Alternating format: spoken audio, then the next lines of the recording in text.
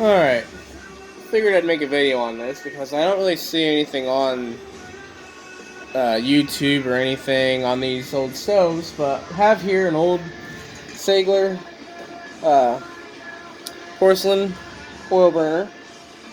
It used to run on like #1 heating oil, which is like kerosene.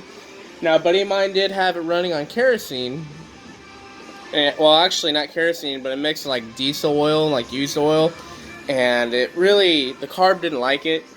I left everything hooked up, but I decided to convert it to run on used motor oil. Now, keep in mind, the carb's bypassed. It's really hot, but this burns very well. The top burner plates are missing, so I decided to use the top pad of a brake rotor. But as you see, with the blower running and everything, it is burning very, very, very well. I mean, the amount of heat that this thing puts out is astonishing, really. It's very hot.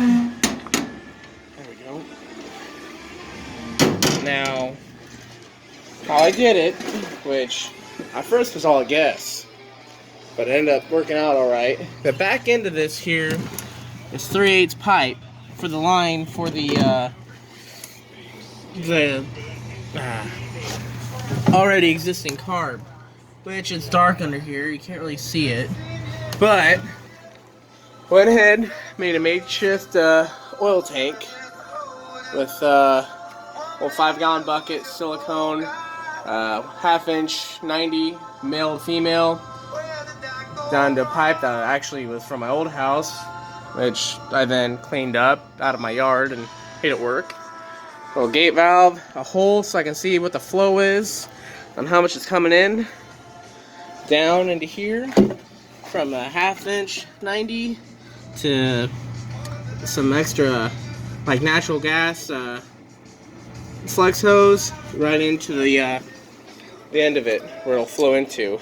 I wanted to keep this tank on here just in case if I needed to have it run or something, or fill it with kerosene or diesel just to make it light. I figured I'd keep all that in there just in case. Of course, got all the stovepipe hooked up and things like that. But right now it's 20 degrees outside and it actually is performing very well. I had to put a new blower motor in it and everything. And a switch, which back there, I don't know if it's very visible. But I made a switch for it and put it all in. Put a burner in, which not only blows for that, blows for the fire as well.